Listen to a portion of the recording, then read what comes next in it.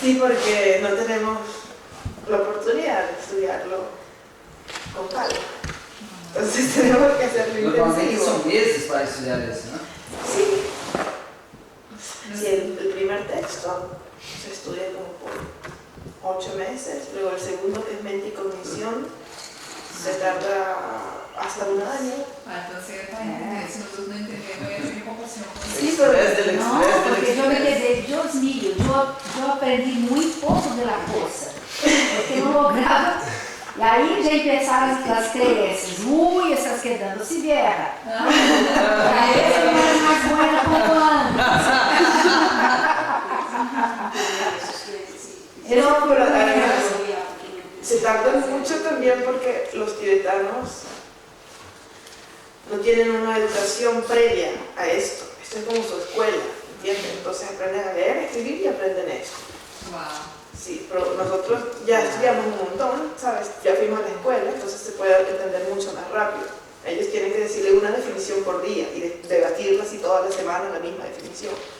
Entonces también por eso yo no fui al monasterio tibetano donde el curso que yo hice fue un intensivo en tibetano, que fue mucho más intensivo y mucho más corto de lo que harían en los tibetanos normales. Por eso, porque estaba dirigido a un público internacional. ¿Sabe qué? Dirigido a un público internacional. Esse de 8 meses, foi uno mucho más rápido. O sea, normalmente son años que los tibetanos están. Los tibetanos pueden quedarse 2 años en solamente cognición. Pero porque no saben nada antes de eso, ¿me entiendes? No tienen la más mínima idea ni de las escuelas filosóficas, ni de nada, no saben nada. Cada definición es totalmente nueva. Y muchos no saben ni siquiera leer y escribir. Entonces están aprendiendo a leer y escribir mientras están aprendiendo definiciones de conciencia y esas cosas. Y por eso se tarda tanto. Pero los occidentales no necesitan eso. Entonces, mejor aprendemos de una vez las cosas más importantes, ya que tenemos la oportunidad, ¿no? Hay...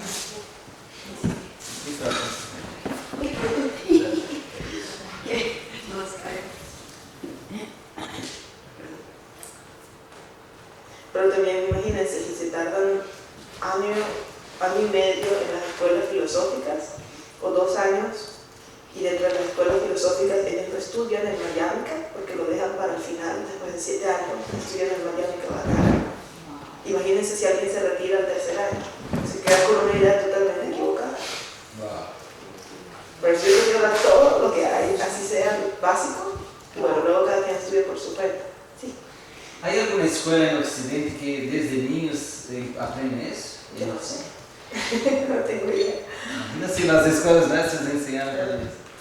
Sería buenísimo, ¿verdad? Pudiera por lo menos como programa alternativo, materia electiva sobre la mente.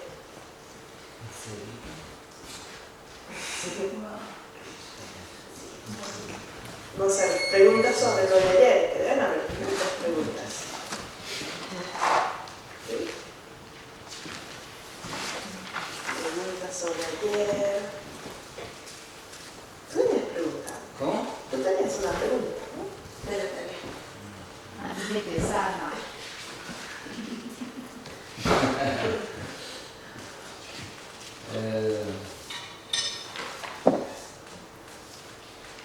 A ver, por lo que entendí, la percepción no acertada es todas las percepciones que no tenemos conciencia que estamos teniendo. Sí. Puede ser del tipo directa. Siempre es directa. Siempre es directa. No es conceptual, porque para tener una percepción conceptual tienes que estarlo pensando. O Tienes sea, que enfocar. todas las percepciones directas que tenemos y las saberes que tenemos, estamos en las 6. Si Exacto. tomamos conciencia, vamos a la 1. Exacto. Antes de que surja el concepto. Si ya surgió el concepto, ya ni siquiera Siguiente. está. Ahí sí. No, ahí es conceptual. Subsiguiente. Ahí sería. Cuando Pero el conceptual. concepto sería cognición Subsiguiente conceptual, porque tienes también subsiguiente no conceptual. Exacto, que es una continuidad como de la percepción directa. Exacto. Y la diferencia entre la inferencia y la creencia, ¿no? La inferencia, creo que era un recado de Dante, incluso, ¿no? Por ejemplo, si hay humo, hay fuego. Si llego allá y hay fuego, es una inferencia. Si no hay fuego, era una creencia. No, si no hay fuego no era tampoco una creencia, era una conciencia errónea. Una conciencia errónea. Porque para la creencia tiene que ser verdadero el objeto. Es decir, tiene que ser correcta la creencia. Pero el humo es verdadero. El humo es verdadero, pero el fuego no había fuego. ¿Cómo Entonces, sería usando ahí este ejemplo para saber una creencia? bueno, sería por ejemplo, yo creo que hay fuego sin ver el humo, solo porque creo que a esta hora tal vez alguien debería haber hecho un fuego. Y si llego allá y hay el fuego, Hay fuego, pero que no fue por la razón que yo pensé. Es decir, tal vez el fuego estaba desde la noche anterior. Entonces tu razón para creer en eso era falsa. Pero el objeto en el que estabas creyendo, es decir, hay fuego, sí era correcto. pero eso es una creencia. Eso fue una creencia, sí, sin razón. sin No, razón, basada en que no una acierta razón la falsa. razón. De hecho, también ayer me preguntaban sobre la intuición. La intuición puede ser una creencia sin razón. A veces crees algo y es correcto, ¿cierto? Sin razón alguna. Te viene una idea de que está pasando algo o de que hay algo y es correcto, pero no hay razón. Eso sería una creencia correcta. Si no Sin hubiera razón. fuego, sería erróneo. Sería una conciencia. Una conciencia errónea. Yo voy a dar algún ejemplo aquí para que tú veas si es cierto, ¿no? Entonces, por ejemplo, entré en el restaurante y estaba el cartel curso de entrenadores. Entonces yo deducí que adentro estaban en el curso. Miré por la ventana y había gente. Eso es una inferencia por suposición. Muy bien, sí, una inferencia por suposición. Porque viste el signo y, es decir, la razón por la que inferiste que había gente adentro es por el cartel. El cartel. Entonces tú sabías que había gente adentro, pero no estabas persiguiendo a la gente, estabas persiguiendo el cartel. Sí, inferencia. Luego estaba platicando con Simar Jane, miré su taza de té. Pero no sería, perdón, sería por el poder del hecho, porque lo que estás persiguiendo no es un objeto muy oculto, ¿cierto? Que la gente esté en la sala no es un objeto muy oculto, sería una inferencia por el poder del hecho. Es decir, Sería muy oculto si en mi caso, en vez del cartel, no, muy oculto se refiere como a la vacuidad, al karma, como cosas de verdad que para un ser ordinario no pueden ser percibidas directamente. por ejemplo, la iluminación. Exacto. Iluminación, ley del karma, las vidas pasadas también son un fenómeno muy oculto, pero los fenómenos se llaman ligeramente ocultos porque pueden ser percibidos por un ser ordinario, pero en esa situación en particular no podías percibirlo, porque te encontrabas del otro lado de la pared, ¿cierto? Simplemente por eso. Entonces ya un fenómeno ligeramente oculto y era una inferencia por el poder del hecho, porque el hecho de que hay un cartel, ¿cierto? El poder de ese cartel te hizo entender que había gente adentro. Por ejemplo, tengo la botella de agua y supongo, mi mente piensa, si yo la abro y la inclino, va a venir agua a mi boca. Por memoria, por ejemplo. Entonces es memoria. No sería... ¿Y dónde está la memoria acá de eso? La memoria estaba dentro de las percepciones aparentes, ¿recuerdas de la primera? Pero aquí no está página? ninguna de las 7 clasificaciones de la mente. No, porque es una mente conceptual simplemente, no estás solamente pensando en algo, no estás percibiendo un objeto nuevo, no estás llegando a una conclusión nueva, estás simplemente recordando. Entonces es una mente conceptual y ya. ¿Y dónde están los 7 tipos de mentes? Sería una cognición subsiguiente conceptual. Como tuviste en el pasado, descubriste en el pasado que si eras la botella de la tona, ¿cierto? Entonces tienes una cognición subsiguiente conceptual. Todos los recuerdos serían eso, simplemente mentes subsiguientes conceptuales de algo que ya ocurrió y lo sigues repitiendo conceptualmente. Pero no sería una inferencia. Ahora, si no es por la memoria y es por deducir, estoy haciendo así, viendo que el agua se mueve y que al abrir eso viene en mi boca, y esto es infiriendo. Inferencia, sí. Por el poder del hecho. Exacto. Ahora, por ejemplo, ayer estaba en el Kainapi y escuché un poema tan lindo y al escuchar el poema sentí mucho amor, felicidad, fue algo emocional.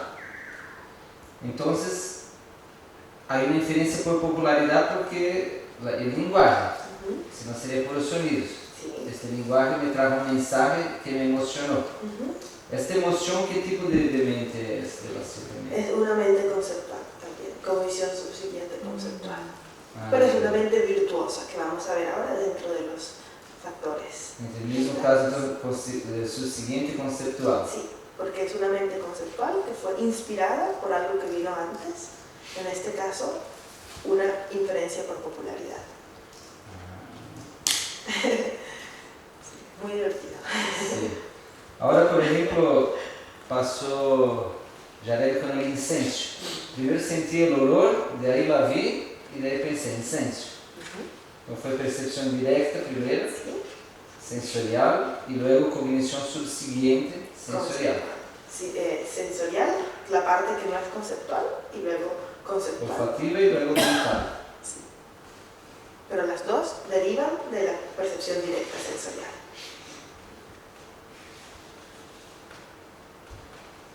Porque, y por ejemplo, yo miré una película ayer en la noche con mucha sangre, entonces pensé, yo voy a soñar con cosas de sangre. Y no soñé. Entonces este pensamiento, voy a soñar, era una suposición que no acierta la razón. Porque no soñé de... No, porque el objeto final era incorrecto. No soñaste con sangre. Era una suposición en base a una razón Era una falsa. conciencia errónea. Era una conciencia errónea. Porque si hubiera soñado con sangre, entonces hubiera sido una suposición. Pero como no soñaste con sangre, entonces tu objeto, ¿cierto? Tu tesis no se cumplió, era errada. Por lo tanto, era una conciencia errónea. ¿Y cómo sería si fuera una suposición con base en una razón falsa en este ejemplo? Pues no lo sé, podrías pensar. Lo que pasa es que aquí la razón es correcta, porque pensar que vas a soñar con sangre porque viste una película que tiene sangre es bastante correcto, es decir, es bastante posible. Una razón falsa sería, no sé, voy a soñar con sangre porque tomé leche. Ah, ok. Qué bueno que no tomé leche.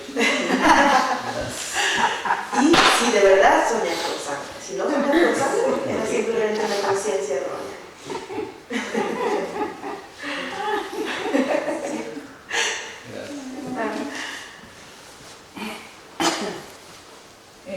Sabe que eu senti também com a necessidade de familiarizar com a linguagem. Claro. Porque en varios momentos del día me recordé de la tarea y iba a mirar, pero no me venían las palabras que eu había enseñado a ela, tipo cognición subsecuente. Pero yo pensaba, estoy viendo a esa persona, ya estoy poniendo todos mis conceptos sobre ella, porque sé su cargo, su nombre, de qué país vino, cuánto tiempo está aquí, y después como yo me sentía en relación a la persona. Entonces yo llegué a practicar como lo que yo veo, lo que percibo, y después yo tenía historia. Ahora me falta cuadrar todo eso con el lenguaje correcto, que es la cognición subsecuente. Entonces, ayer me pasó una cosa. Había una persona que yo conozco hace mucho tiempo, una persona nueva. Entonces, voy a inventar con lo que yo creo que es el lenguaje de mi colectivo. Entonces, yo percibía de manera directa, persona. Luego allá me contaron una historia sobre la persona. Pero yo no había visto la persona, solo me dijeron, la persona tenía que hacer esa tarea y no la hizo. Y después, a la hora que la persona hoy entró en el restaurante, yo ya vi que no la veía de la misma manera. Entonces yo pensé que era una suposición que no acierta la razón. Sí, está bien. Right? Okay. Sí, sí. Porque tú no la viste dejando de hacer la tarea, ¿cierto? Entonces no acertaste la razón directamente, te estás creyendo lo que te dijo algo, ¿cierto? Sí. Entonces es una creencia, Sí. pero es correcta porque entonces sí era correcta la tesis, es decir, de verdad no hizo lo que tenía que hacer, ¿cierto? Si tú creías y decías, esa persona es irresponsable, pero lo que te habían dicho era mentira, entonces era una conciencia errónea. Pero si era verdad, entonces es una creencia. Entonces cuando él entró y lo vi, me recordé, fue todo súper rápido. Y ahí yo vi, mira, essa es parte del ejercicio. Era una persona que tem uma história que eu não sei se es real y estoy imputando en él esa. Pero ahora es como cuadrar todo eso a lo que es el lenguaje. E aí para nosotros estamos estudiando dentro do budismo, é muito importante nos sentar e estudar tudo isso e guardar a linguagem. Agora, para o nível de autoconhecimento e de desenvolvimento, se em algum momento eu não me recuerdo exatamente da nomenclatura, pero percibo o mecanismo dentro mío, e aunque eu não sepa a nomenclatura correta, eu posso ir avaliando e analisando de mi maneira, así como que Claro que sí, y sobre todo yo diría que como la esencia es eso, ver si hay concordancia entre el objeto aparente y el objeto enfocado, y de ahí el objeto determinado. Eso es como lo principal, porque de ahí es que surge toda la clasificación. Sí. Bueno, para mí pasó un poco lo mismo con la Shirajan, que estaba súper atenta, pero no lograba denominar lo que estaba sucediendo con la mente. Pero fue súper bueno porque tuve mucho más entretenimiento ayer y hoy, o sea, desde el momento que desperté, me dio una gana como de acechar essa percepção direta. Me percebi ayer como acechando uma percepção direta, então se ele caminhando de revés, quando eu me dava conta que eu estava vendo Buda com todo o conceito, ele tentava volver hacia atrás, sabe? E quando foi a percepção direta? Ou eu estava aí mirando no árvore, de pronto me agarrava esse pensamento e volvendo hacia atrás. E isso foi super bueno porque tampouco sei os nomes de cada coisa que senti, pero pude perceber muitos filtros. Claro. Pude perceber esses filtros que é desde o momento que eu vê o árvore como árvore, desde de todo o que está aí. Então fui como sacando e traindo de volta, não diria uma percepção direta de nenhum, creio, pero pude ver exatamente o montão de filtros que teníamos para perceber. Foi super. Estamos cambiando la realidad, ¿no? E passou algo em mi sueño, porque estava sonhando uma coisa que não importa. E dentro do sonho me perguntei, e onde está a percepção direta do sonho? De acordo com o sonho, me perguntaram. E foi super bueno. Qué bueno. Muy bien. ¿Hay más preguntas? ¿Sí? ¿Subrayer, comentarios, preguntas? ¿Sí? ¿Quedó claro lo de la intuición? ¿Sí? Una creencia sin razón, pero verdadera. Sí funciona. Si no, era solo una conciencia errónea. Muy bien, entonces hemos visto esta interesante división en 7. ¿Puedo hacer una pregunta? Sí. Bueno, yo también traté de hacer el ejercicio. Lo que percibí de mis pensamientos así, la mayoría era conciencia errónea. Y como que mucha imaginación, las historias así. Eso es, conciencia errónea. Sí. ¿Y cuál es la diferencia de suposición que no acierta la razón y suposición en base a una razón falsa?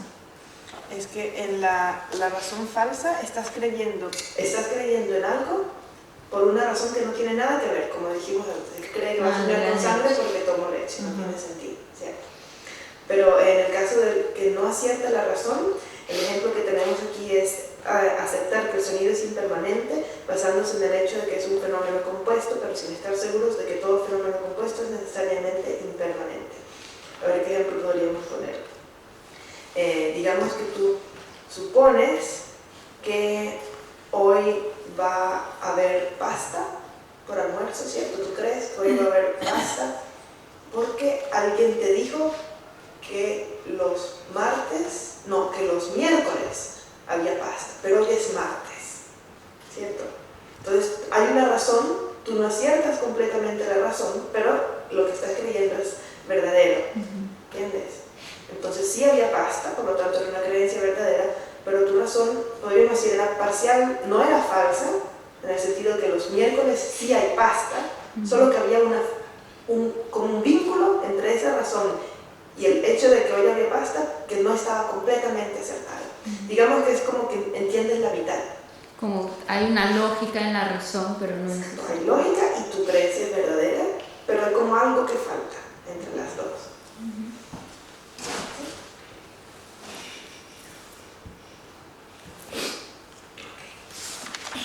Ahora vamos a ver otra manera de dividir la conciencia. Hay varios tipos de divisiones en dos. Estas divisiones en dos hay cuántas, creo que son 6, no, 7, no, 6, sí. Entonces son 6 tipos de divisiones en 2. Y dentro de estas divisiones también están incluidas las 7 categorías, solo que es como una explicación distinta y también más sencilla, porque en lugar de las 7 vamos a tener solamente dos opciones. La primera división en 2 es muy importante porque es sobre la cual debaten la mayoría de las escuelas. ¿Qué es una cognición válida? Y la necesidad de definir una cognición válida es porque eso es lo que va a definir la percepción de la realidad última, ¿cierto? La percepción de la vacuidad tiene que ser una cognición válida. Entonces, esta cognición válida puede ser conceptual, tiene que ser no conceptual, y sobre esto es que debaten las escuelas. Pero vamos a ver la definición. Una cognición válida es una cognición nueva e incontrovertible. Nueva se refiere al primer instante de una percepción. Incontrovertible se refiere a que la veracidad de aquello que percibe no puede ser negada.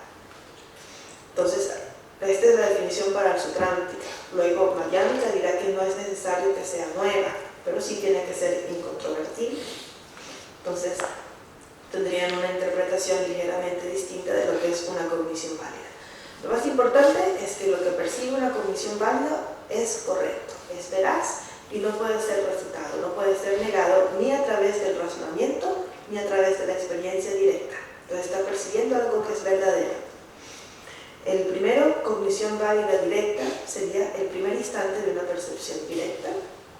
Y también tenemos la cognición válida indirecta, que sería para esta escuela el primer instante de una inferencia, que es muy sencillo, conceptual o no conceptual, ¿cierto? El primer instante no conceptual es una cognición válida directa y el primer instante conceptual es una cognición válida indirecta.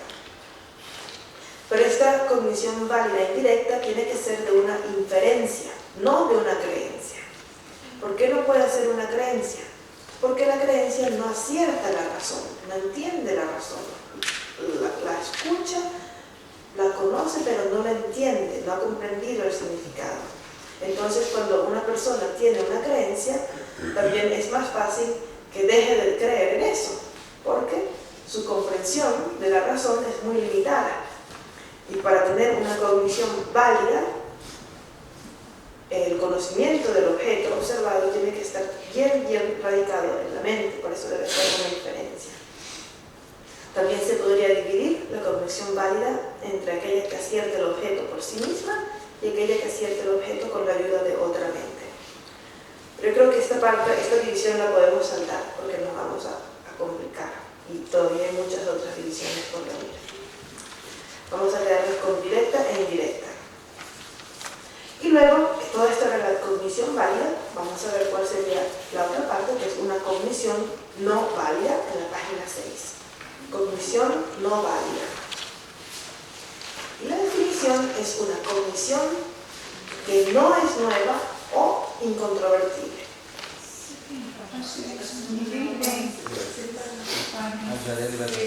No, Página 6. Ah, eu também não tenho assim.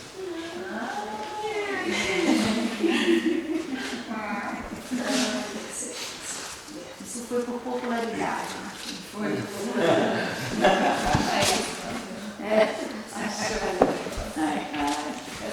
Popularidade máxima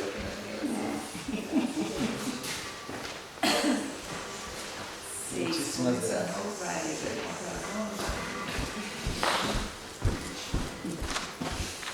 Una percepción directa de que no tienen la página 6, pero ¿están percibiendo la página 6? No, entonces ¿cómo podría ser una percepción A directa? inferência.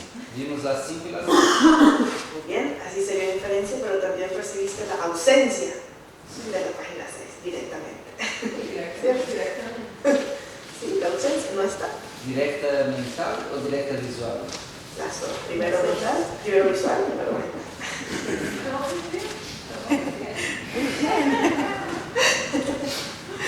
Imagínense los debates sobre esto.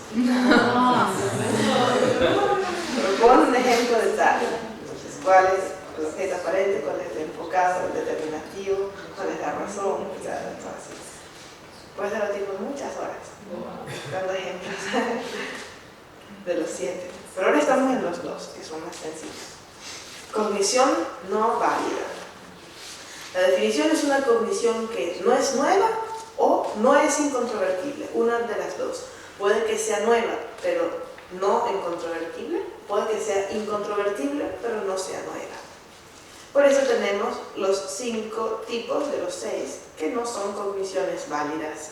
La primera es la cognición subsiguiente, la suposición, la percepción no acertada, la duda y la conciencia errónea son todas cogniciones no válidas. ¿Cierto? ¿Por qué? Porque algunas o no son nuevas o no son incontrovertibles. Entonces, la cognición subsiguiente no es nueva. La suposición o la creencia no es incontrovertible. Por ejemplo, si antes ella creía que los miércoles sirven pasta, pero luego llega otra persona y dice, no, eso es mentira, los lunes sirven pasta. Como era solo una creencia, tú vas a decir, ah, bueno, ok, ¿cierto? Eso quiere decir que tu creencia era controvertible, porque podía ser cambiada fácilmente por otra persona que te dijera otra razón, porque no tenías una percepción directa o una percepción inferencial de lo de la pasta. Si en cambio estabas fuera de la cocina y olías a pasta y alguien llega y te dice, no, es los lunes que sirven pasta, tú dices, no, acabo de oler la pasta, tuve una inferencia de que hay pasta y eso no va a cambiar tu percepción del objeto, ¿cierto? Entonces, por eso la creencia es refutable, porque como no tenemos una comprensión, entonces fácilmente alguien nos dice otra cosa y le creemos. Mientras que la inferencia es una percepción del objeto indirecta pero correcta, que ha entrado en nuestra mente, que hemos alcanzado un razonamiento, por lo cual va a ser difícil creer a lo que nos diga otra persona. Y por eso se hace tanta énfasis en comprender las enseñanzas, en entender el Dharma, no solamente creerlo porque alguien nos lo dice, ¿cierto? Y por eso el Buda enseñaba en forma de debate, porque mientras más podamos tener una cognición válida del Dharma, entonces más difícil va a ser que alguien nos diga otra cosa y le creamos, ¿cierto? Porque entonces, si solamente tenemos creencias sobre el Dharma, entonces eso va a ser bastante inútil. Sí, puede que te ayude y que hagas postraciones y seas feliz, etcétera, etcétera, pero en el momento en que alguien llegue y que diga, ay, ¿sabes que estamos equivocados? Si hay un Dios creador y no hay karma, tú vas a decir, ah, bueno, ¿verdad? Porque no tiene la inferencia.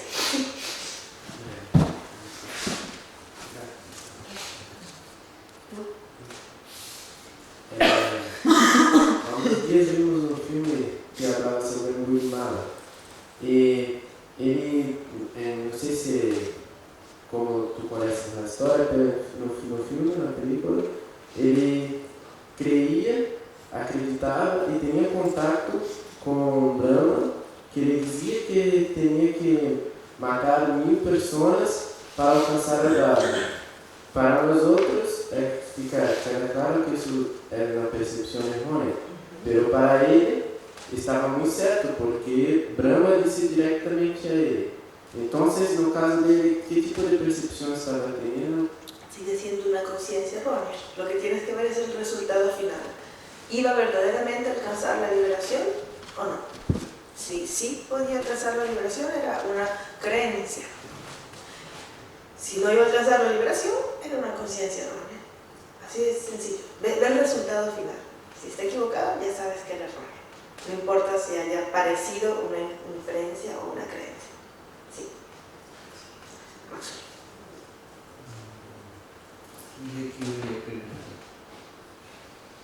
Cognição válida. Então hay que ser nueva y verdadeira. El segundo tipo es indirecta, es un concepto, un primer instante de concepto. Pero todo concepto no es falso porque no es la percepción directa. ¿Cómo puede ser incontrovertible y verdadero? Por ejemplo, por inferencia. La inferencia puede ser incontrovertible, y puede ser nueva también, nueva incontrovertible, pero ahora lo vamos a ver luego. La inferencia está equivocada con respecto a su objeto aparente porque percibe solo una imagen genérica, pero no necesariamente está errada con respecto al objeto final. Por ejemplo, todo lo que nosotros estamos viendo en este curso es por inferencia, por mente conceptual, y eso no quiere decir que estamos totalmente equivocados con respecto al objeto a nivel convencional, ¿cierto? Ahora, se le llama conciencia equívoca o engañosa porque está mezclada con concepto y no es directa. Pero eso no quiere decir que estemos equivocados, ¿entiendes? Entonces no es totalmente perfecta la mente conceptual, pero sí puedes tener una inferencia. Por ejemplo, si comprendes la ley del karma y actúas de acuerdo a eso, pues es correcto. Me explico, si comprendes la interdependencia, si comprendes la impermanencia, si comprendes la ausencia de yo, la vacuidad y todas estas cosas, todo esto es pura inferencia, pero es correcto a nivel convencional. ¿Se entiende? Por ejemplo, directa sería la percepción directa de la vacuidad, indirecta la percepción conceptual de la vacuidad. Dentro de los tres tipos de sabiduría, la sabiduría que surge del escuchar las enseñanzas, la que surge del reflexionar sobre las enseñanzas y la primera parte de la sabiduría que surge del meditar, son todas conceptuales. Solo la segunda parte de la sabiduría que surge del meditar es no conceptual. Entonces sí hay sabiduría conceptual. Es la única a la que tenemos acceso como seres ordinarios al principio. Si no, no habría esperanza. Y recuerda que se dice siempre que los conceptos son como la madera y que la sabiduría trascendental es como el fuego. Entonces necesitas la madera para encender el fuego. Pero en el momento en que se enciende el fuego, la misma sabiduría, el mismo fuego quema la madera. De la misma manera en que la percepción directa quemará los conceptos. Pero se necesitaban los conceptos para encender el fuego de la sabiduría. O sea que toda cognición válida indirecta son enseñanzas del Dharma que algún iluminado dio. No solamente sobre Dharma, también sobre cualquier objeto convencional, como tu inferencia de ayer sobre el cartel de la reunión. Eso es inferencia, es una cognición válida. Concuerda con la realidad convencional. Gracias. Concuerda con la realidad convencional y también puede que concuerde con la realidad última, pero sigue siendo conceptual. Entonces, esta es la primera división, cognición válida y cognición no válida. La cognición subsiguiente no es válida porque no es nueva. La creencia no es válida porque es controvertible. Te dicen otra cosa y te la crees.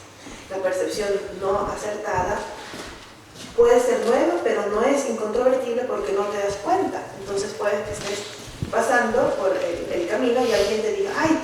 Pasaste al lado de Jimura.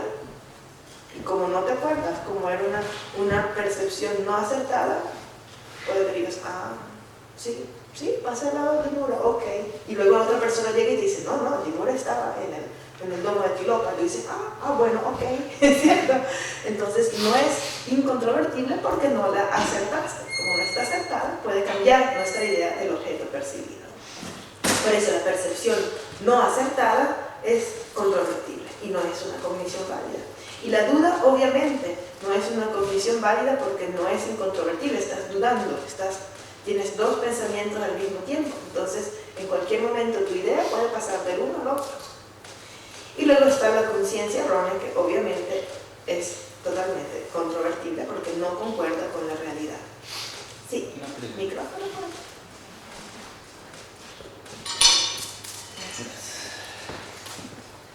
Por ejemplo, miré el cartel, hay una reunión, y eso fue válido, indirecto. Pero como el primer instante dura una parte de 16 de chasquido, en el segundo y tercer instante yo sigo mirando el cartel y pensando eso, es la subsiguiente. Pero ¿por qué ahí ya no es válido?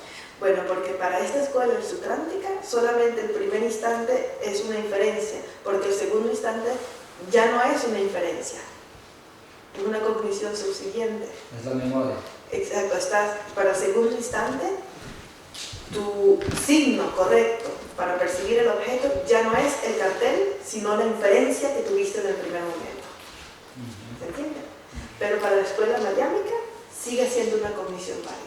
Ellos dicen que no es necesario que una cognición subsiguiente no sea una cognición válida. Entonces la escuela mayámica cree que todas las cogniciones subsiguientes, tanto de la percepción directa como de la inferencia, son válidas. ¿Y la escuela tántrica? Ellos dicen que no, porque solamente el primer instante corresponde a la definición de inferencia. Porque el segundo instante, tu signo, es decir, la razón por la que estás determinando el objeto, hay gente en el comedor, ¿cierto? Ya no es porque viste el signo, sino porque ya asociaste el hecho de que hay un signo con el hecho de que hay gente adentro. Entonces ya no es una inferencia, es una cognición subsiguiente conceptual. Pero Mariámica diría, no importa, sigue veniendo de la inferencia. Cogniciones subsiguientes de la inferencia y de la percepción directa son todas cogniciones válidas. Hay una enfermedad de que uno no logra tener la memoria de corto plazo, entonces no se recordaría, está percibiendo siempre primer instante de nuevo. Ahí sí estaría mal. Sí. Para su trántica sí. Pero es solamente por ese pequeño detalle técnico que no correspondería a la definición. ¿Sí? Pero para Mariámica sí es válida, tanto la cognición subsiguiente de la inferencia como la de la percepción directa. La segunda división en dos también es muy sencilla, división entre conceptual y no conceptual. Entonces, la mente conceptual se define como una cognición determinativa que identifica el concepto y el objeto como una combinación válida, ¿cierto? Identifica el concepto, que es una generalidad terminológica, ¿cierto? Y el objeto, que es una generalidad conceptual. ¿Qué quiere decir esto? El objeto, para la mente conceptual, es una imagen genérica, una imagen mental del objeto. Y el concepto es el nombre y la función. ¿Qué es ese objeto? ¿Cómo voy a llamar al objeto? Entonces lo que ocurre es que la mente conceptual mezcla una imagen con un nombre y una función, ¿cierto? Entonces por eso se le dice conceptual. Mientras la mente no conceptual está libre de toda tendencia a identificar el concepto y el objeto como una combinación válida, ¿cierto? La mente conceptual ve la silla y dice silla, y le parece lógico que el término silla corresponde al objeto que está percibiendo porque tiene forma de silla, tiene color de silla, cumple la función de silla y todo el mundo le llama silla. Entonces eso es conceptual. Pero para la mente conceptual, no conceptual, ve algo y es algo, punto. No es silla ni no silla, ni mesa ni manzana, porque está más allá de la palabra. Entonces, dentro de las mentes conceptuales tendríamos, a ver, de la división en 7, ¿cuáles serían? La cognición subsiguiente conceptual, la creencia, la duda es conceptual siempre, y los tipos de conciencia errónea conceptuales. Mientras que dentro de la mente no conceptual tendríamos la directa en primer lugar, luego tendríamos la percepción no acertada, ¿cierto? Porque también es un tipo de percepción directa. Y también tendríamos las cogniciones subsiguientes no conceptuales, es decir, todo lo que deriva de las conciencias sensoriales antes de que surja el concepto. También tenemos la conciencia errónea no conceptual. ¿Recuerdan? Como cuando vemos el árbol y pensamos que es una persona. Este primer instante de conciencia errónea no conceptual pertenecería a este tipo de mente. La yógica también, ¿no? La yógica, sí, la yógica siempre es no conceptual, porque es la unión de eso, calma mental y visión profunda. Contrario a algunos que dicen que puede haber una visión yógica conceptual antes de que llegue a los niveles de percepción directa de la vacuidad, porque hay una parte de la percepción yógica que es entre sesiones, cuando la persona no está meditando, en la que puede que haya mente conceptual. Pero bueno, vamos a pasar a la siguiente división, que es conciencia equívoca y conciencia correcta. Entonces aquí viene lo que estábamos hablando antes con Maxuri sobre el concepto. No es el concepto siempre un error, siempre una mente errónea. Entonces aquí nos dice que la definición de conciencia equívoca es una cognición equivocada con respecto a su objeto aparente, no a su objeto enfocado, ¿cierto? Al objeto aparente. Y esta incluye todas las conciencias erróneas y mentes conceptuales. Entonces, aquí hay como una especie de relación si una conciencia está equivocada con respecto a su objeto enfocado por el lado del sujeto, ¿cierto? No necesariamente está equivocada con respecto a su objeto aparente,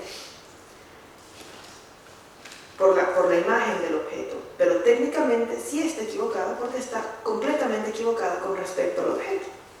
Entonces todas las conciencias erróneas son también equívocas. Y todos los conceptos son conciencias equívocas porque el concepto no está percibiendo el objeto directamente. El concepto está solamente percibiendo la imagen genérica del objeto, una reproducción del objeto en la conciencia mental. Porque recordemos que la mente conceptual no tiene la capacidad de percibir los objetos externos. No podemos percibir los objetos externos con la mente conceptual.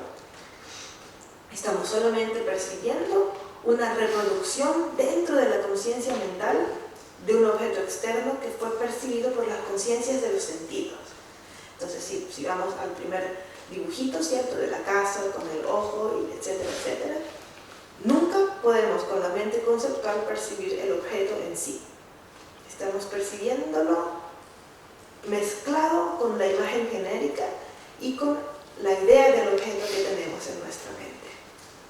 Entonces hay un objeto, la conciencia sensorial lo percibe directamente, la mente, la conciencia mental, percibe la conciencia sensorial y crea en la mente una imagen genérica del objeto. Y esta imagen genérica es lo que percibe la mente conceptual.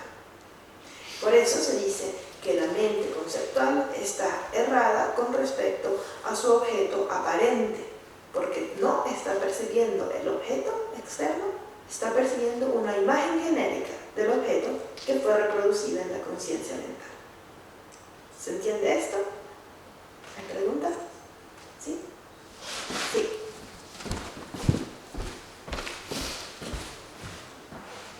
En psicología hay una cosa llamada acto fallo.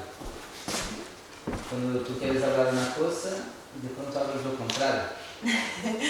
¿Cómo se explica eso acá? No sé, no conozco mucho de psicología. ¿Ya te pasó eso? Miraste a alguien que quería hablar algo y habla justo lo opuesto.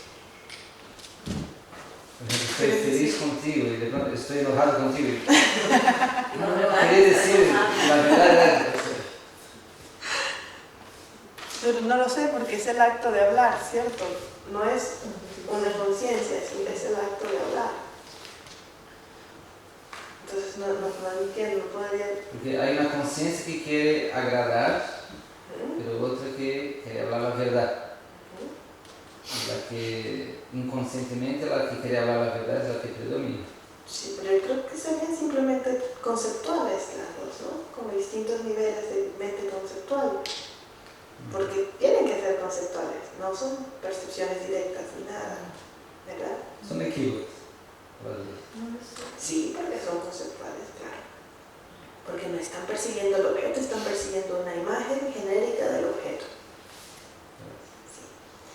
Entonces, todos los conceptos son conciencias equívocas. Pero, atención, equívoca no quiere decir errónea.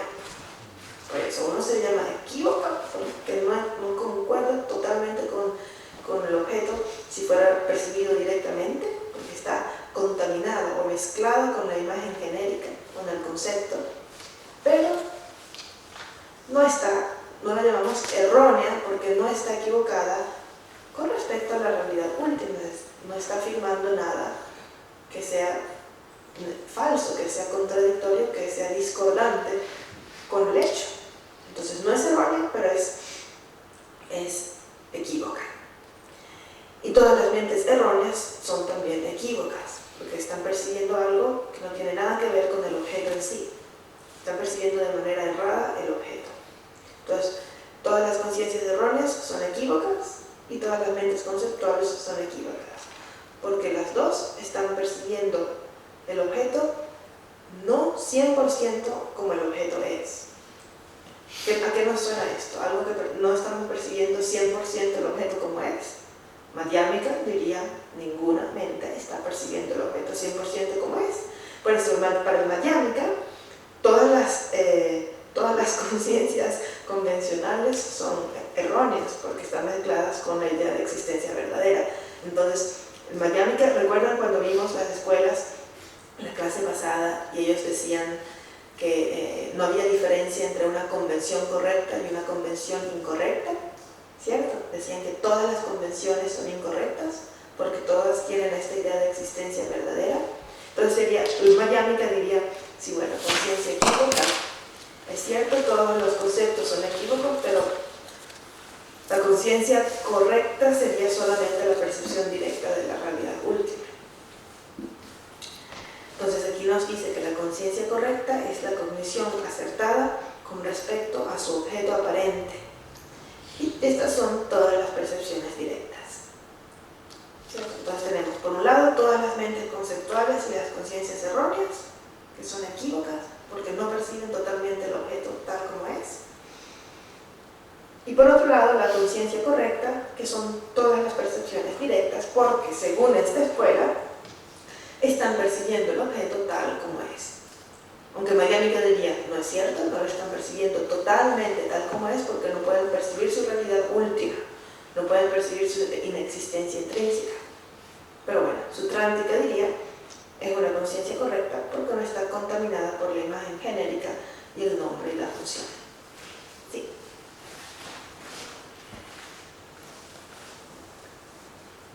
Como você estava pensando em uma aplicabilidade disso no dia a dia.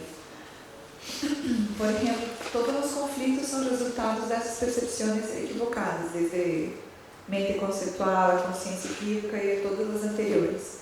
Então, desde ayer eu estava pensando sobre isso que estamos aprendendo a respeito, por exemplo, da guerra que há entre árabes e judíos.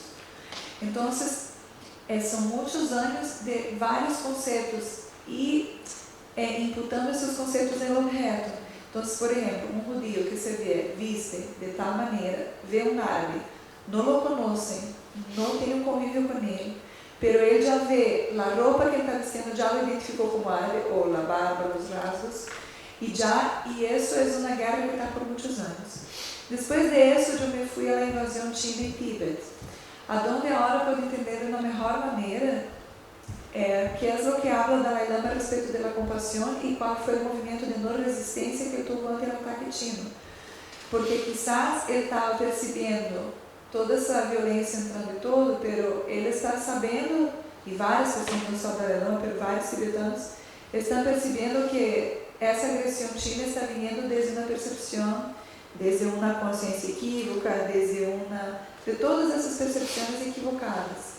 Então, no dia a dia, para uma pessoa que está estudando isso, e quando entra em um espaço de agressão, de discussão, nós outros, e todas as pessoas que estudam o budismo, têm consciência de lo que está passando no momento da discussão.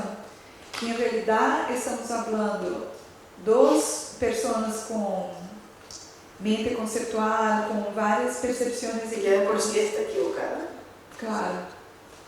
Então, chega um momento que aquela discussão de verdade não tem nenhum sentido, porque são duas coisas equivocadas falando entre si. Então, vai ser uma guerra de árabe e judío por toda a vida, ou chega um momento que é um budista que decide não defender-se do chino e que dar em compaixão, aceitando o que está passando. Então, no dia a dia, quando uno tem consciência de lo que de verdade está passando nessa discussão, qual é o posicionamento que uma pessoa deveria tomar? Claro, usando o sentido comum em cada situação, mas chega um momento que de verdade você dá conta que essa conversação, essa discussão é totalmente ilusória. Pero quizás se a outra pessoa não estudou isso e tu está em silêncio, ela vai interpretar um montão de coisas. Ou tu cede, sabe que não vale a pena, tu vou ceder. Pero luego uma pessoa que não tem essa percepção, como tu lidia com isso em tu dia a dia, assim, por exemplo, de trabalho, pareja, ou amigo, ou equipe, quando tu entra em certos temas e tu está vendo aquilo que está ocorrendo na percepção errônea, então a pessoa não se dá conta. Yo creo que el hecho de reaccionar a nivel convencional para cambiar la situación no tiene por qué contradecir tu percepción de lo que está pasando en tu mente, ¿cierto? Puedes estar percibiendo que todo está a nivel último es pura conciencia equívoca de un lado para otro, pero eso no tiene por qué impedirte actuar, ¿cierto? Para cambiar algo que puedes actuar. Porque nuestra práctica es como interna, ¿cierto? No tengo por qué quedarme sin decir nada, como ¿para qué? ¿Para qué lo voy a hacer si eso no va a cambiar la mente del otro?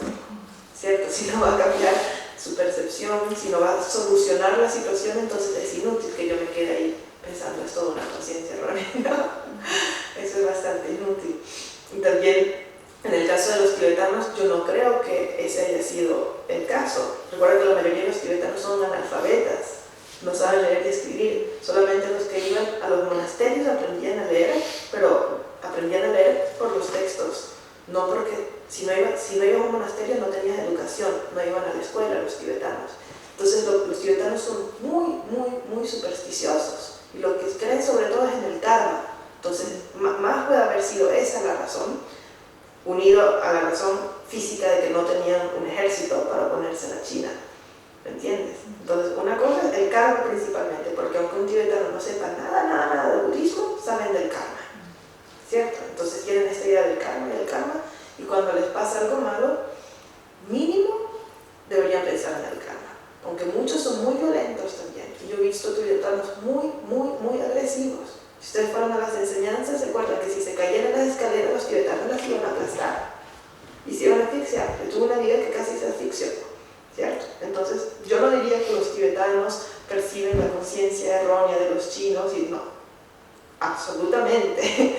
Yo diría que tienen una idea supersticiosa del karma y que por ser coherentes con su propia cultura, entonces a veces tienen eso cierto de la compasión y de la paciencia, más la parte práctica de que no tenían un ejército para oponerse a China, a pesar de que siguen habiendo demostraciones violentas, tanto en China, Tíbet, como en Dharamsala. Yo vi muchas demostraciones violentas en las embajadas de la China, en los lugares, no solamente en la embajada de China, en la India, sino también en otros países. Entonces, yo no podría jamás generalizar diciendo que los tibetanos tal. Pero sí sé que con la idea del karma, mínimo tienen como que tener una coherencia en su filosofía y reconocer que las cosas negativas que les ocurren es por el karma, porque no podemos experimentar resultados de algo para lo cual no hemos creado las causas, ¿cierto? Ahora, una cosa es entenderlo y otra cosa es cómo vamos a reaccionar. Y yo creo que la única clave para saber qué podemos hacer es la compasión y la bodhicitta. Pensar, la manera en que reacciono, ¿va a verdaderamente ayudar la situación o no la va a ayudar? Es decir, ¿qué sería mejor? ¿Que me quede sin decir nada porque aunque diga algo no ayudo? ¿O que diga algo a pesar de darme cuenta de que es solo mi conciencia errónea porque eso va a mejorar la situación? Entonces yo diría que hay distintas situaciones, pero infinidad de situaciones distintas y de personas distintas. Y que lo principal es saber si verdaderamente lo que vas a hacer va a ser útil o va a ser inútil. Si va a ser solo una reacción del ego, ¿cierto? Como para demostrar algo, para, no sé, mostrarse en una determinada manera frente a los demás, o si de verdad lo que voy a hacer y lo que voy a decir va a beneficiar a la comunidad en general, si va a ser el bien mayor, ¿cierto? Por eso depende de cada situación. ¿Sí? Los monjes que estaban en los monasterios, que sí estudiaban los textos, estudiaban ese tipo de textos de percepción de la realidad. Depende de la tradición. Esto es principalmente lo estudian las escuelas Gelupas y Kagyupas. Los Nyingma, no sé qué textos estudian precisamente. Y los Sakyapa estudian el Lamdre, los Gelupas estudian el Lamdre, son como textos distintos. Y tú dijiste antes que ellos estudian eso desde temprano, desde muy chicos, ¿no? Desde que entran al monasterio, pero a veces entran al monasterio ya grandecitos. No todos entran al monasterio a los 4 años. O algunos, si te haces monje, por ejemplo, a los 20 años, igual comienzas desde el primer texto, desde el más pequeño. Y en Tíbet, cuando se hacían monjes ya en edad más mayorcita, igual no sabían leer y escribir, entonces tenían que empezar todo desde cero. Sí. Porque si una persona empezó con ese tipo de estudio desde pequeño, de verdad tiene una percepción del mundo totalmente diferente. Sí, si la, ¿cómo se dice? Si la logró internalizar, sí. Si en cambio se quedó como muchas cosas que nos enseñaron en la escuela que nos olvidamos, entonces no. Yo diría que depende de cada quien.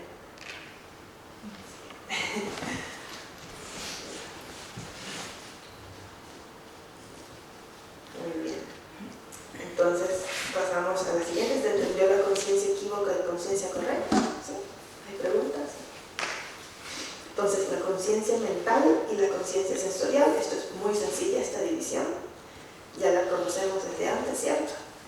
Conciencia mental es una cognición que surge en base a su propia condición dominante característica, la facultad mental, y la sensorial surge que tiene como condición dominante característica una facultad sensorial. Una percibe gracias a los órganos de los sentidos y la otra percibe simplemente a través de la conciencia mental y de las distintas conciencias de los sentidos que logra percibir. Entonces, esta es una división muy sencilla. Todas las mentes conceptuales son conciencia mental, ¿cierto? Y las conciencias sensoriales son percepciones directas y cogniciones subsiguientes directas. Todo lo que es conceptual ocurre solamente en la conciencia mental. Por eso, quiere decir que la conciencia errónea, la duda, la percepción, ¿cómo se llama? La suposición o la creencia, todo es conciencia mental. Nada ocurre en las conciencias de los sentidos. Entonces, todos nuestros problemas vienen de nuestra conciencia mental, porque las conciencias sensoriales son directas, no tienen conceptos, no tienen aflicciones. Y la penúltima división en dos, también muy bonita, es de la que hablábamos ayer: enfoque selectivo y enfoque colectivo, que es otra manera de hablar de mente conceptual y de mente no conceptual. Entonces, el enfoque selectivo es una cognición que enfoca su objeto en base a conceptos, y el colectivo es una cognición que percibe su objeto tal cual aparece. Entonces, el selectivo se llama selectivo porque imaginemos que abrimos los ojos, de golpe así. Entonces, todo lo que aparece ante nuestra vista, absolutamente todo eso sería un enfoque colectivo. Es una mente no conceptual porque no está distinguiendo entre los objetos, está percibiendo la totalidad de lo que aparece. Total, todo. Pero apenas me enfoco en un objeto, ya deja de ser un enfoque colectivo y se vuelve un enfoque selectivo. Por eso se dice que la mente del Buda es solamente no conceptual porque es un enfoque colectivo. Percibe absolutamente todos los objetos que pueden ser percibidos. Y es interesante porque esto de enfoque selectivo también quiere decir que estamos seleccionando no solamente el objeto que vamos a percibir, sino cuál es el nombre y la función de ese objeto. Se llama selectivo y también le llaman enfoque eliminativo, que elimina. Eso es porque en el momento en que percibe un objeto, elimina todos los demás de la percepción. Y no solo eso, sino que en el momento en que llama un objeto como tal, está eliminando la posibilidad de que ese objeto sea otra cosa. ¿Qué nos dice esto? Que estamos constantemente limitando nuestra percepción, la posibilidad de los objetos de ser otra cosa. La estamos limitando, ¿cierto? Apenas vemos la mesita, ya decimos mesita. Mesita quiere decir no es silla, no es comestible, no es puerta, no es... Entonces, cuando decimos que algo es, con un enfoque colectivo, estamos eliminando todo lo que no es para nuestra mente conceptual. Y eso es increíble, porque quiere decir que cada vez que tenemos un enfoque selectivo, estamos eliminando todas las infinitas posibilidades que tiene ese objeto de ser otra cosa. Entonces, ¿qué ocurre con las personas? ¿Cierto? Como nos decías antes, cuando percibes una persona con un enfoque selectivo, ya estás eliminando todas las infinitas posibilidades de que esa persona sea de otra manera. ¿Cierto? Mente conceptual. Una vez más, ¿cierto? Tergiversando la realidad, y no solo eso, sino eliminando la posibilidad de que ese objeto pueda ser otra cosa. Entonces, por eso estamos tan limitados, porque no solamente percibimos una porción muy pequeña de la realidad con nuestra mente conceptual, sino que esta pequeña porción que ya es limitada, limitamos lo que podría ser. Increíble, ¿no? Por eso se llama enfoque selectivo o enfoque eliminativo. Elimina todo lo demás y elimina todo lo que el objeto no es y percibe solo lo que creo que es. Increíble. Entonces, las diferencias justamente culturales, yo diría que son eso, son como distintos tipos de enfoque selectivo, porque si le doy el bolígrafo, ¿cierto? Le doy mi bolígrafo a una persona que nunca en su vida ha visto un bolígrafo, esa persona va a tener un enfoque selectivo mucho menos obtuso que el mío, porque yo ya sé que es bolígrafo y que sirve para escribir, pero si se lo doy a una persona que no tiene este concepto de bolígrafo, su enfoque selectivo va a ser menos limitado, va a ser más amplio, y esto podría ser muchas cosas, podría ser, no sé, ¿para qué podría usar esto? ¿Cierto? Porque estoy limitada, no puedo ni siquiera imaginarme en qué podría pensar otra persona al ver el bolígrafo, sin saber que es un bolígrafo. Sé que podría pensar. ¿Verdad? Podría abrir para el pelo. Sí. O sea, las personas muy creativas.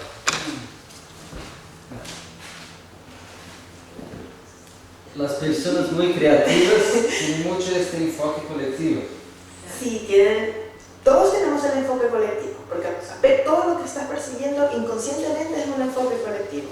Yo diría que lo que tienen es un enfoque selectivo, un poco menos selectivo, más amplio, más abierto, tiene más posibilidades.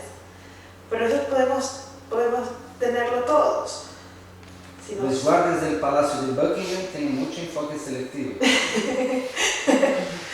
Sí, pero es interesante, ¿no?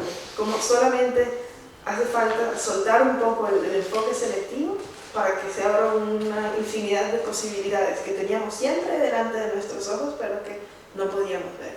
Y mientras más crecemos y nos acostumbramos a un enfoque selectivo, ¿qué ocurre? Que el enfoque selectivo se hace más y más y más y más pequeño hasta que llegamos a un punto en que es imposible pensar de otra manera. Entonces es mejor tratar de mantener el enfoque selectivo maleable, ¿cierto? Esto puede ser una falda, pero puede ser una cobija, pero puede ser una almohada, pero puede ser un cojín, pero puede ser una capa, ¿verdad? Entonces sigo viviendo en el mundo convencional, pero yo creo que mientras más flexible sea nuestro enfoque colectivo, entonces también más felices podemos ser. Porque ¿qué ocurre cuando el enfoque selectivo es estricto? Eso quiere decir que nuestras posibilidades de ser felices también son más restringidas, porque entonces nos estamos enfocando solo hacia lo que creemos que es lo que necesitamos, ¿cierto? Entonces es muy, muy peligroso este enfoque selectivo. Sí. Existe conto, una lenda que quando as caravelas, os barcos de Cristóvão Colombo chegaram ao continente, os índios não conseguiam ver as caravelas, e apenas o sábio, o pajé da tribo, quando foi ao oceano, viu que vinham caravelas, porque os índios não poderiam conceber a ideia de que existia algo assim que flutuava sobre as águas e que poderia vir algo assim até eles. Exactamente. É como isso, assim? Sí, porque tenían solo un enfoque colectivo, pero era tan absurdo, ¿cierto?, que la mente conceptual no se iba para allá, no lo seleccionaba. Es como, de hecho, nos dicen, si hubiera un objeto muy absurdo, si estás caminando de aquí al comedor, y hay un objeto muy absurdo que nunca has visto antes, en el camino no lo vas a ver. No te vas a ver, porque es tan absurdo que lo vas a obviar, no lo vas a ver, y vas a seguir caminando hacia el comedor. Y además, no solo tiene que ser un objeto absurdo, sino un objeto hacia el cual tu mente conceptual no está atraído. ¿Cuántos miles de millones de objetos estamos ignorando todo el tiempo? ¿Cierto? ¿Cuántos de nosotros se han dado cuenta del color de la mesa sobre la cual está la computadora? Nadie piensa en eso. Ahí está, todo el tiempo estuvo ahí, ¿cierto? No teníamos un enfoque selectivo de la mesa porque no nos importaba. Entonces, pero sí teníamos el enfoque colectivo, porque está siempre ahí. Estoy todos los días dentro y la veo, te hablo y la veo.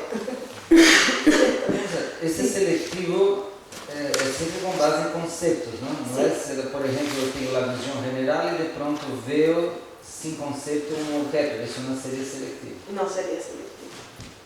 El primer instante no, pero ya, como en qué momento llegó la mente Es cuando la mente conceptual selecciona algo para con eso elaborar. Sí, porque recuerda que no es solamente seleccionar el objeto dentro de un conjunto, sino identificar ese concepto y ese objeto con un concepto y seleccionar lo que no es. Identificarlo con una cosa y no con las demás posibilidades. Y cuando la mente, sin objeto ninguno externo, con la pura mente, con base en conceptos, también está filosofando, por así decir, también está aquí selectivo. Por supuesto. Sí, está seleccionando de entre todos los infinitos conceptos, esos conceptos en particular. Sí. Como estava comentando com a Lante que uma vez isso na dinâmica com os participantes, de ir correndo ao restaurante e buscar uma pessoa, por exemplo, a Lante. Vão todos ao restaurante e buscam a Lante, ver se encontram a Lante. Então, se regresavam e dizem, sim, encontramos, a Lante estava allá. Então, seria enfoque seletivo. Pero aí eu perguntava, ahora dá-me o nome de 10 pessoas que estavam allá que não eram Lante. E casi nadie lograva dar os nomes, porque estavam buscando a só uma pessoa. E aí, eu creio que nadie alcança a dizer o nome de 10. Porque... E algumas pessoas também diziam assim, la Jomara, por popularidade, seria porque eles sempre estavam que cuidavam do restaurante. Eu perguntava, então, se tu está dizendo porque de verdade viste ou porque está acostumbrado a ver porque cuidava do restaurante? E a pessoa não sabia se de verdade havia visto ou se estava condicionada porque todas as vezes ele estava ali. Então, aí el segundo, quando não conseguiam dar o número das pessoas, seria enfoque colectivo. Claro, tuvieron el enfoque colectivo, es que todo el tiempo tenemos el enfoque colectivo total de todo lo que nos rodea, pero no podemos percibirlo. Y tal vez sea también una especie de mecanismo de defensa, ¿no? Porque si estamos todo el tiempo percibiendo todo, yo creo que nos volvemos locos, ¿verdad? Toda la respiración de todos, el agua que el apoyo en el piso y cómo tragas el sonido y todo, te vuelves loco. Entonces tal vez por eso necesitamos, mientras somos seres ordinarios, un enfoque selectivo de la realidad. Enfoque ordinario. Enfoque ordinario por ahora, pero eso no quiere decir que no podamos tener un enfoque selectivo flexible, ¿no? Entonces es más sencillo. Entonces tienes enfocado una persona como que es esa y nada más, entonces es más difícil, pero si puede ser muchas cosas, incluso con nosotros mismos. ¿Cómo es el enfoque selectivo que tenemos de nosotros mismos? ¿Tenemos un enfoque selectivo pesimista? No. Entonces se acabó, porque somos esto y más nada. Pero si es flexible, nos podemos ser llegar a, ¿verdad? Estándar. Entonces, ¿qué es la locura? ¿Cómo se puede entender desde el budismo tibetano con estas clasificaciones de mente lo que es la locura? Bueno, una vez Geshe Chanpa Gyatso justamente decía que lo que todos están locos, sí. Decía que lo que hay es distintos grados de locura. De hecho, la mente ordinaria es locura, estamos en una locura total, es obvio, estamos locos, no estamos percibiendo la realidad. Lo que pasa es que por popularidad, ¿cierto? Hay una convención en que si alguien va un poquito más allá de un límite, entonces ya parece que está loco. Pero en realidad no sabría decir cuál es el límite. Yo creo que el límite depende de la convención social, sobre todo. Si, por ejemplo, si en India le das un beso a tu pareja en la calle, estás loco. ¿Entiendes? Sí. Pero en Occidente no. Entonces son tantos factores. Sí, que hacer, se dice loco el que no discerne la realidad externa de la realidad conceptual, es como lo mismo. Sí, tal vez habrá no sé, el límite se da la magnitud de la conciencia errónea. Pero todos tenemos conciencia errónea, pero tal vez hay uno en que, no sé, si será cuando ya la mayoría no concuerda con la realidad convencional, entonces tal vez se podría llamar locura. Pero entonces Madhyamika te diría, nunca concuerda con la realidad, porque no estás ni siquiera percibiendo la realidad convencional, porque la realidad convencional y última son inseparables, entonces todos estarían locos. Entonces yo no podría decirlo, pero como decirlo, entre nosotros, convencionalmente parecería ser cuando hay una magnitud y cantidad de conciencias erróneas que para esa convención ya discordan demasiado con la realidad convencional. ¿Qué es en nuestra mente lo que hace que veamos como distintas la realidad que percibo por los 5 sentidos y la realidad conceptual? Porque son conciencias diferentes, la conceptual y la sensorial. No hay nada que hace, es así. La conciencia conceptual funciona así, las conciencias sensoriales funcionan así. En la época de medicina que he tratado locos, él podría imaginar que es el presidente, es Jesús, es Buda, lo que imagine, para él es la realidad de lo sensorial. No sé si cree eso o realmente percibe como si fuera sensorial. Entonces, ¿Qué cambio hay entre esta mente? ¿Qué diferencia hay entre esta mente y la mente considerada normalmente por mí? No sé, por lo que acabas de decir, parecería que la conciencia errónea comienza mucho antes, como a partir de la primera percepción sensorial, ¿cierto? Con este tipo de locura. Tal vez sea eso. Tal vez sea en el proceso de percepción cuánto antes comenzó la conciencia errónea. Si comienza inmediatamente, tal vez sea más cercano a la locura, ¿cierto? Como cuando vemos el árbol como persona, si siguiéramos creyendo que ese árbol era una persona, entonces ya es locura. Sí, generalmente son situaciones traumáticas que él pasó y para huir de eso, crea esta realidad. El budismo diría son huellas kármicas, que no está incorrecto, ¿cierto? Es lo mismo. Situaciones traumáticas y huellas kármicas podrían ser de esta vida o de vidas anteriores. ¿Sí? Entonces, el enfoque selectivo es siempre mental. Sí, Siempre mental. siempre mental. Porque es conceptual. Entonces, por ejemplo, cuando seleccionamos una visión de nosotros mismos, hay días que este nivel va a peor de la persona. Eso todo pasa a nivel mental. Todo mental. ¿Y ahora así? Es como una experiencia muy rara que creo que nos pasa de vez en cuando. Creo que yo le llamaría el piloto automático.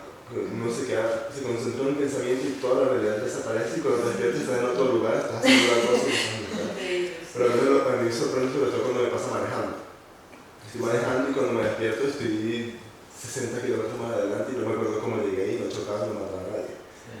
¿Por qué sucede ese piloto automático cuando uno en realidad está un tiempo concentrado en un pensamiento? ¿Cómo puede seguir con cierta conciencia del cuerpo? Claro, bueno, primero porque el enfoque colectivo nunca deja de existir. Entonces, no tenemos solamente una conciencia que se manifiesta al mismo tiempo, sino muchas conciencias que se están manifestando. Entonces, por supuesto, el enfoque colectivo está siempre alerta, está percibiendo todo. Entonces, hay una parte de la conciencia que continúa como un piloto automático, pero la otra parte conceptual se está enfocando en otra cosa. Así de sencillo. No es que cuando hay enfoque selectivo elimina el enfoque colectivo, no, están ocurriendo al mismo tiempo, pero en distintos niveles. ¿Sí? Muy bien. Ahora tenemos una pausa.